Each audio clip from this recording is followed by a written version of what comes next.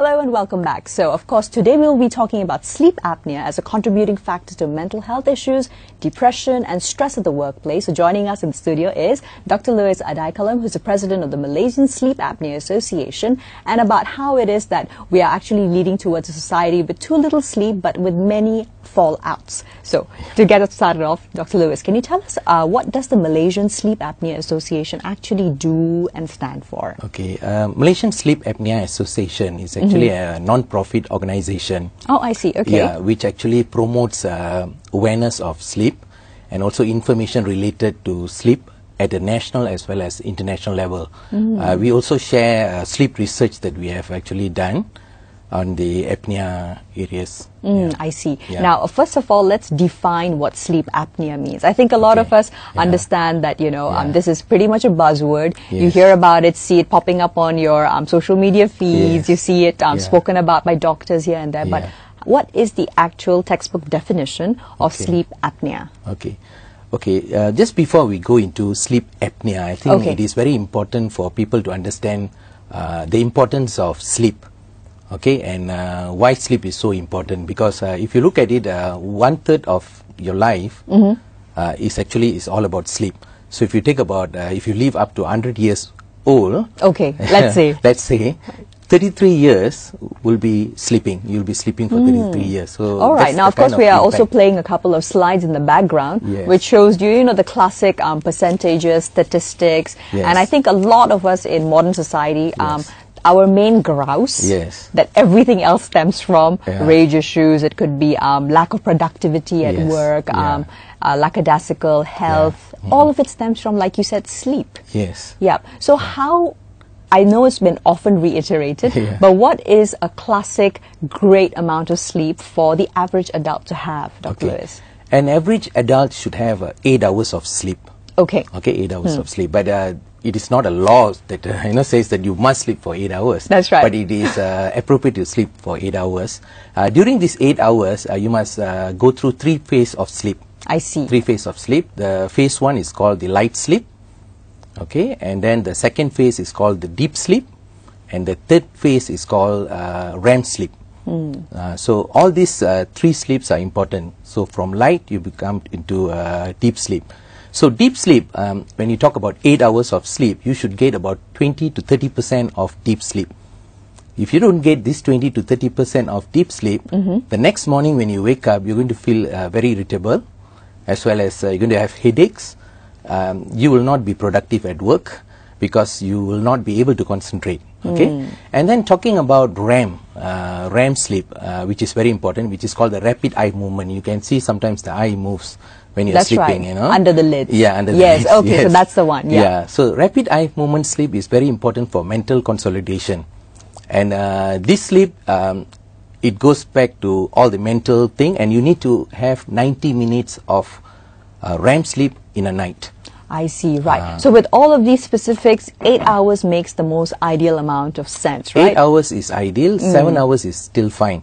Too much of sleep is no good. Also, too little sleep is very dangerous. Right. Now, what do you have to say, Dr. Louis, about, I think, the traditional routine of most people who live in urban centers, which is generally during the week, you're cramming to get even 5 hours of sleep some nights. And on the weekend, you've got a sleep-in where maybe you even do a marathon of 10 hours in the morning. For 2 days in a row. And then you're back to your 5 hours or even less sometimes during the week. Is that healthy? And what are the long-term effects of this sort of a disrupted sleep pattern, which regardless of whether or not you're an office worker, even mothers who are, very busy with their children, you literally only get to lay in bed way past midnight, and you've got to be up at the crack of dawn to attend to everybody's needs. So what kind of impact is this going to be having on the average Malaysian if this is the kind of sleep pattern you're enduring? You see, studies has shown if you sleep 5 hours continuously for a period of time, it's going to affect your health. Definitely affect your health. 6 hours and less, between 5 to 6 hours a day, is going to cause a lot of cardiovascular problems. I see. Heart-related problems and so forth. But on the other hand, as you said that just now, that 5 hours during the weekday, and then they try to catch up over the weekend. Yeah, the sleep debt which we're always trying to chase, right? Yeah. Is that healthy? Is it sustainable? And how long will it be before you start seeing the ill effects of it? I think a lot of us, maybe in our teens, our 20s to 30s, even 40s, but once you're perhaps beyond that age, you feel that natural instinct. But at the same time, as people get older, they also naturally need less sleep. So let's say if you are somebody who is in the retiree population, how much sleep do you need then? I would like to correct that part of what you said just now, because you see the sleep of 8 hours is actually required even when you are old. But the problem that most of the elderly people face is the ability to sleep. They can't sleep because of pain, you know, the body pain and things like that. That is when there is an ability of not be able to sleep, as well as mentally they are worried perhaps that cause the sleep to be less. But for the entire adults population, you must have an 8 hours of sleep. So you can't say that as you get older you should you can there's no compromise on that. Okay, I think a lot of elderly out there would actually disagree, but anyhow, we first got a sleep apnea video to play for you. Let's check that out and come right back to the studios. See how this man's chest rises and falls while he inhales and exhales easily. An apnea episode is about to occur. During this time, at least 10 seconds or more may pass. He'll receive limited or no oxygen until his brain alerts his body to take a breath.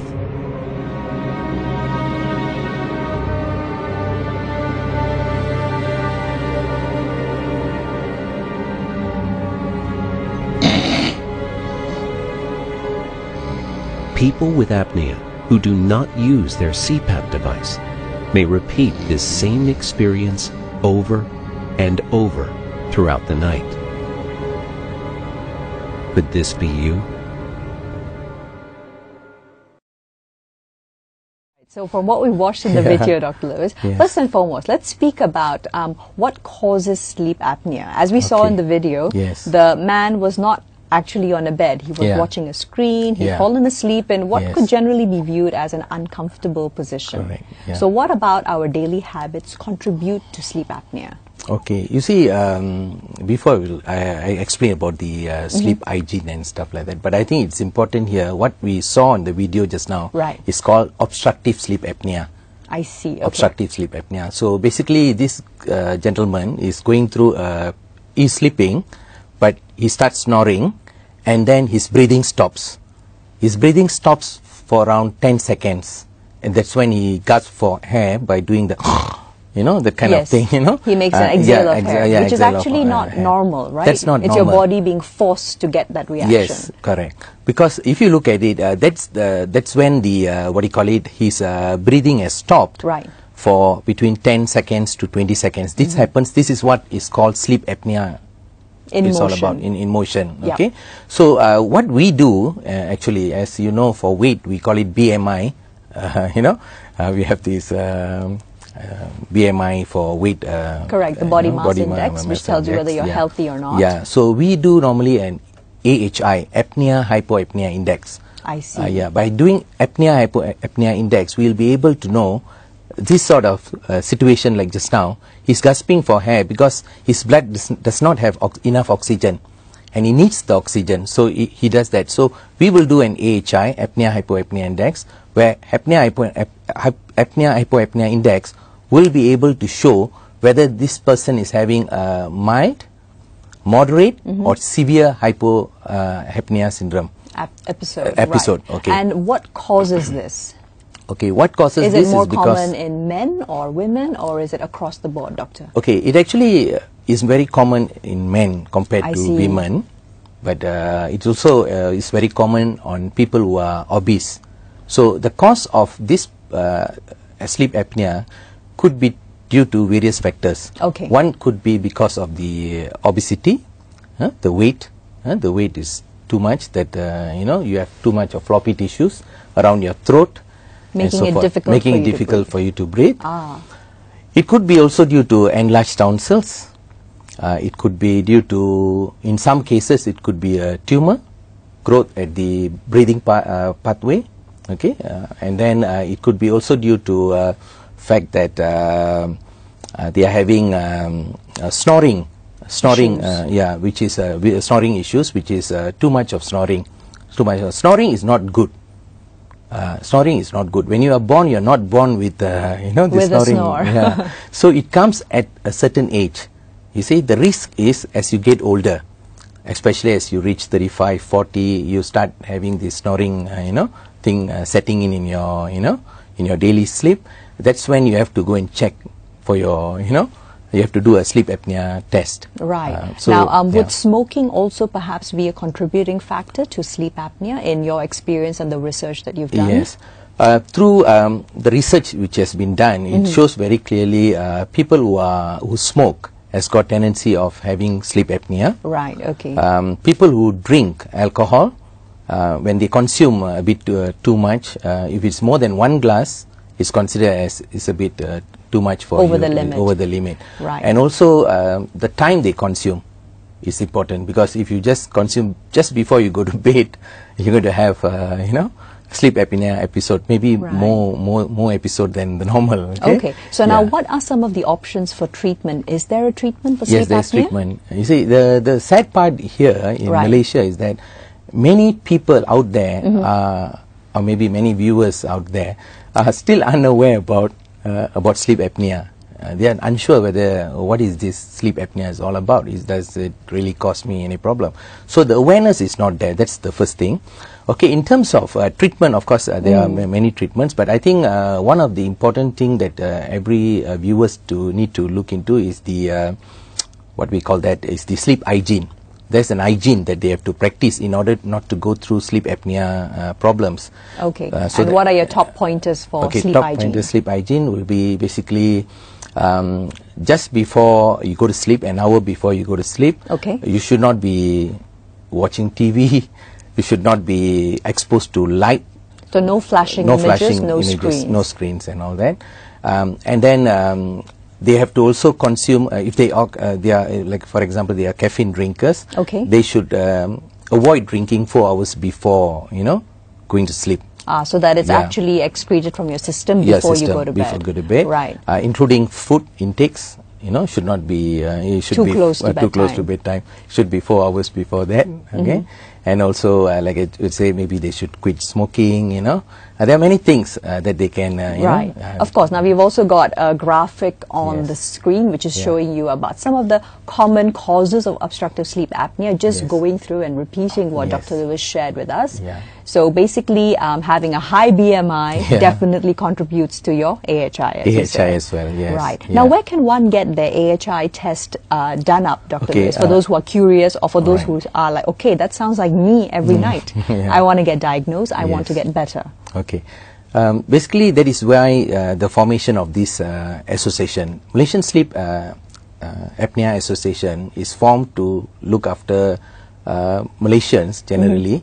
It's open to everyone Okay. who is above 18 years of age to join as a member. Right. And the sleep screening will be done on a free of charge basis. I see. And Yeah. where can we find you on social media, perhaps, Okay, or online? because we are relatively a new organization, Okay, so all right. basically they can either contact me directly, or they can email to us, us, and then we'll be able to assist them on doing the sleep screening. Right. Yeah. What is the email address, perhaps? Okay, which the we email can- address will be Louis at Alpha International, ALPHA International, INTERNATIONL .com.my.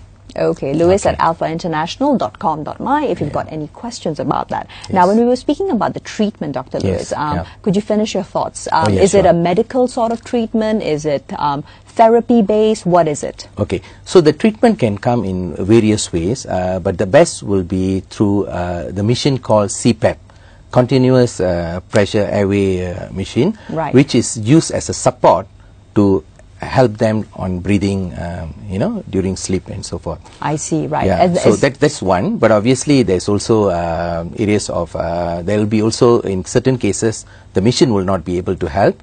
Then they will be able to use. They have to go through medication. Right, which is also effective. All right, so thank you so much for sharing your time as well as some of the incidences of sleep apnea. And I'm Tamina Kalji signing off here on Bernama Today with Dr. Lewis. Hope you learned that little bit more about sleep apnea. And if you're curious, please do email to find out more. Stay tuned for the news right after.